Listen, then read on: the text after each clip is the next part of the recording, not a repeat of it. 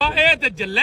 ਜਿਹੜਾ ਅੱਗੇ ਖੜੇ ਆ मैं अल्लाह का शुक्र है सारे समझना ठीक है गल को नहीं मेरे सामने किसी फेक बोली लानी तो मैंने पता ही कोई नहीं लगना नहीं पता लगता गड्डी किथे जा रही है एडा मैं खोला जे जल्ला कस मेला नहीं हां सर दियो ओदी नहीं गल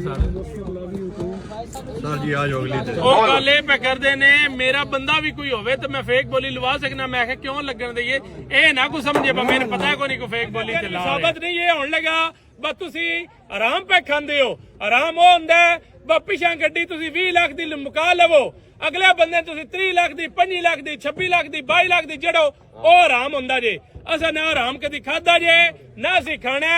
ਗੱਡੀ ਦੇਣੇ ਵਾਲਾ ਵੀ ਸਾਹਮਣੇ ਗੱਡੀ ਲੈਣੇ ਵਾਲਾ ਵੀ ਸਾਹਮਣੇ ਵਿਸ਼ਕਾਰ ਅਸੀਂ ਸੌਦਾ ਕਰਾਵਾਂਗੇ ਕਮਿਸ਼ਨ ਦੀ 15000 ਰੁਪਇਆ ਲਵਾਂਗੇ ਔਰ ਅੱਲਾ ਦੇ ਹੁਕਮ ਨਾਲ ਮਾਗੀ ਗੱਡੀ ਕਿਸੇ ਦੇ ਖਾਤੇ ਵੀ ਨਹੀਂ ਪਾਉਣ ਲੱਗੇ ਤੇ ਬਰਾਏ ਮਿਹਰਬਾਨੀ ਥੋੜਾ ਜਿਹਾ ਤੁਸੀਂ ਵੀ ਸਾਡੇ ਨਾਲ ਕੋਆਪਰੇਟ ਕਰਿਆ ਕਰੋ 10-20-50,000 ਨਾਲ 5 ਦਾ 15 ਇਹਨਾਂ ਪੈਸੇ ਨਾਲ ਕਦੇ ਵੀ ਗੱਡੀ ਮਾਗੀ ਨਾ ਜੀ ਹੋਈ ਨਾ ਲੈਣੇ ਵਾਲਾ ਜ਼ਿਆਦਤੀ ਹੋਵੇ ਦੀ ਨਾ ਦੇਣੇ ਵਾਲੇ ਨਾਲ ਜ਼ਿਆਦਤੀ ਹੋਵੇ